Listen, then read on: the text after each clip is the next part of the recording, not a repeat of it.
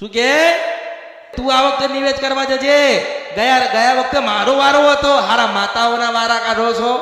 તમારા અવતારમાં ખોટ પડ્યો કહેવાય. પણ મા બાપે જેવું શીખવાડ્યું હોય તો એમના જ ભાઈઓમાં એવું હોય તો આપણે શું કરવા? આપણે એક જઈએ, આપણે બધાના જઈએ. બધા જઈએ ને તો માં એવું કે ઓહો હો મારી વસ્તી મને મળવાઈશ. હવે જે દીકરાને કુળદેવીએ ના લઈ ગયા હોય, કુળદેવીનો દીવો ના બતાવ્યો હોય, કુળદેવીનો નિવેદ કરતા ના બતાવ્યું હોય, મા બાપ એના લગ્ન માટે કુળદેવીની પ્રાર્થના કરે.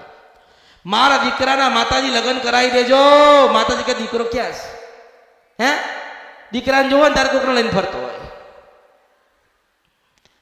પછી દુઃખી થાય. અરે માતાજી બેઠ્યા હતા ને દુઃખ આવ્યું. તમે તમારા બાળકોને લઈ જઈને માતાજી પાસે બેઠ્યા હતા કોક દાડો? માતાજી કોણ છે ને બતાવી હતી, ઓળખાણ આલી છે એવી બતાવતા. જો હજુ સમય ખરાબ આવશે ને તમે દુઃખી થશો. એટલે સાના માના આ આઠમે નાનાથી મોટા માંડી જૂનાથી નવા બધા ભેગા થાય ને તમે તમારી માના મળવા જજો. મેળવીશું કોઈ ખોડિયાને મળવા જજો, કોઈ કાળકાને મળવા જજો, કોઈ ક્ષતિને મળવા જજો, કોઈ બ્રહ્માણીને મળવા જજો, કોઈ ચાઉણને મળવા જજો, કોઈ બૂટ બલાટાના બેચરાને મળવા જજો. એક વખત જાઓ ને એવું નક્કી કરો કે અમારી માની ભક્તિ કરીશું, મંગળવારના ઉપવાસ કરીશું, ભજન અને ભક્તિ કરીશું, રાત દિવસ માં કરીશું. આવતી આઠમ આવતા તો તમારું જીવન પરિવર્તન થઈ ગયેલું હશે.